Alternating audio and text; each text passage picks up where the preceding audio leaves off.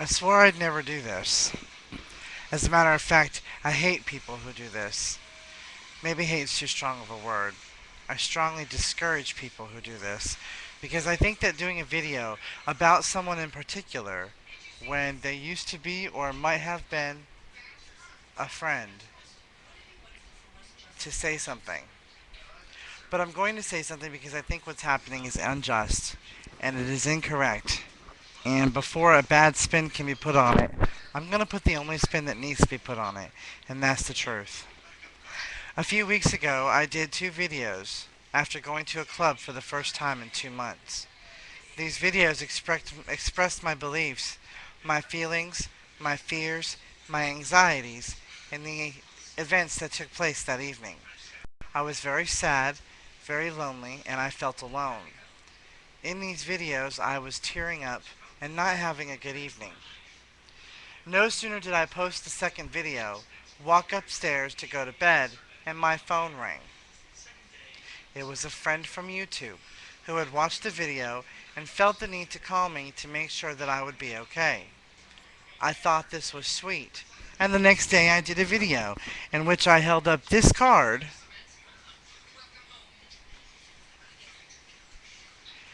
to let that person know that I thought the actions that he had made the night before were very friendly. Because he wanted to be a friend, and because he wanted to be friendly, I decided to take him up on his offer.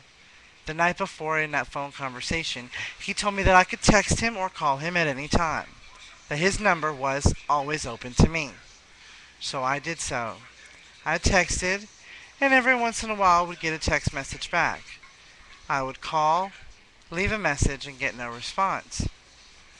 I sent him a couple letters on YouTube, continued doing my videos as usual, added him to my MySpace. 5 days ago, I sent him a message on MySpace that has still yet been unread. And when I copy and paste that same message into a YouTube message, because I noticed that he hits YouTube a little bit more than he normally hits MySpace, I get told that I'm being too demanding. I have said to him many a times that it is not the fact that he doesn't call me that is a problem. The fact that it's a problem is when he says he will call me and does not.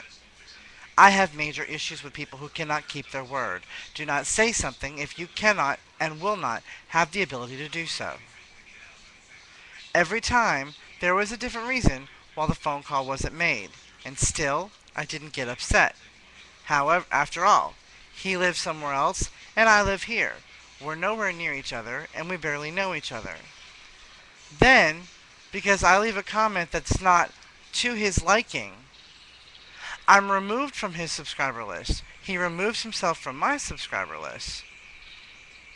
And then he doesn't communicate whatsoever. Then one of his friends tells him that I made a bad video about him, which I haven't done.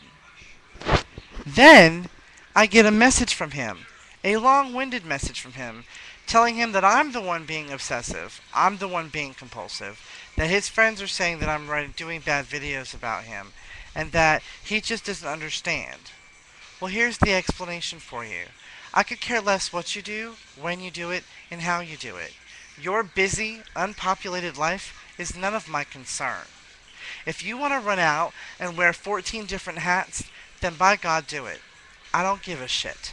But if you're going to tell me you're going to do something and you don't do it, all that does to me is make me believe that your words are just words, empty with nothing behind them.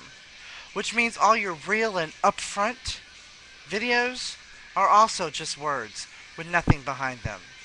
I don't consider YouTube to be a popularity contest. I don't consider it to be my link or my bridge into some big, great career. YouTube is my place for me to express my beliefs, my opinions, my hardships, my troubles, and my pain with people who may or may not see things my way. With people who may or may not believe in what I believe in. With people who may or may not understand how I feel. I'm sorry you feel that I'm being obsessive and compulsive. I'm sorry you feel that I'm being annoying. I'm sorry that you feel that I'm demanding or wanting you to call me at all hours of the day and night. I don't. You made the olive branch and called me that night. I didn't twist your arm. But when you called me that night and made it open and honest invitation to use and call you or text you whenever I needed to, and to be friends, that you wanted to get to know me and stop by my very home on your way to or from Atlanta to go to South Tube, I took that as you wanting to be a friend. I don't let strangers into my home, so I need to get to know you before I let you into my home. But now, over this ordeal, I feel I know you enough to know I don't want you as a visitor. So, in short, and to close this off, I'm sorry you feel any way you feel, but at this point in time, I don't give a fuck. I am real. I am honest. And when it comes to friendships, I am either your friend or I am not. But I am not some blindless, witless, brainless individual that's going to follow your every word like an undying fan and take whatever breadcrumbs of a friendship you throw at me. You don't want to be friends, Eric? We don't have to be friends. But you don't want to be enemies either. Now, I have tried to resubscribe to your videos. I have sent you invitations to resubscribe to mine. You've obviously not taken them, and that's fine. I plan on staying subscribed to you because I do think that some of your videos have merit, and I sometimes think that you might actually be a little bit real. In closing, I'm sorry you feel the way you feel. I'm sorry this friendship didn't end up being a friendship. But what I'm not sorry of is being who I am. Because who I am is a very important part of my life. Being the friend that I am to the people who call me friend is a very important part of my life. And if you couldn't handle that, you should not have made the offer to be my friend in the first place.